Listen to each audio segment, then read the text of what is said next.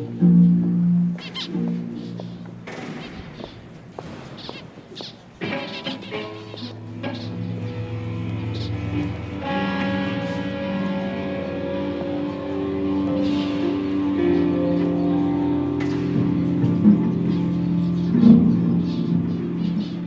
présentons l'exposition Par Nature, qui est une exposition d'œuvres monumentales autour du thème de la nature.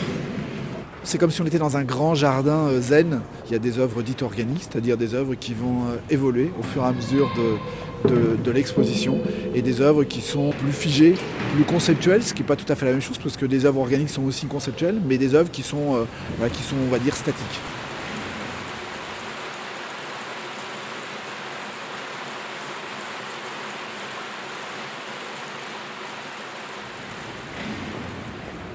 Mouattas Nasr, qui est un artiste égyptien, a construit une œuvre monumentale qui parle beaucoup de l'Égypte, puisqu'il est égyptien. Et au final, il y a presque une dimension ironique, c'est-à-dire jusqu'où faut-il aller pour gagner sa liberté? Est-ce qu'il faut continuer à gravir au fond les pyramides, parce que ça reproduit en fait les pyramides, et est-ce qu'il faut aller jusqu'à, au fond, s'associer à l'animal pour espérer un jour être totalement libre? Est-ce qu'il faut devenir une chimère?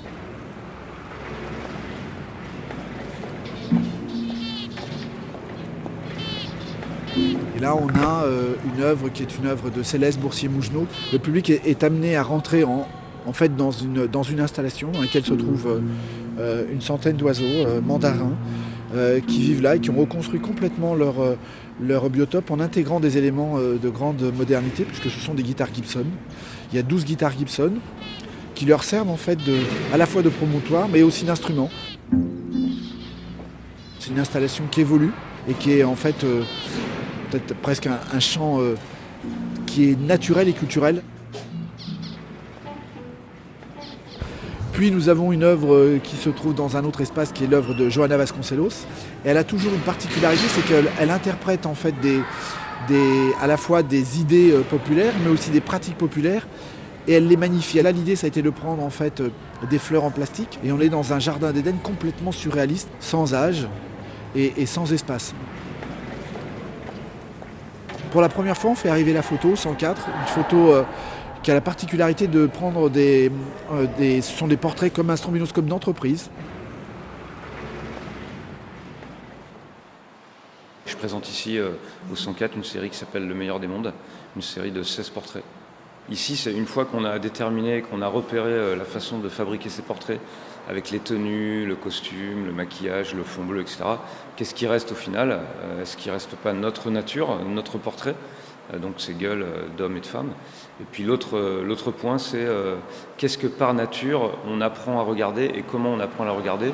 Là, par exemple, au travers d'une forme qui se rapproche de la photographie d'entreprise et du trombinoscope. La série du meilleur des mondes a été conçue au début avec une association qui s'occupe de gens atteints du VIH en précarité.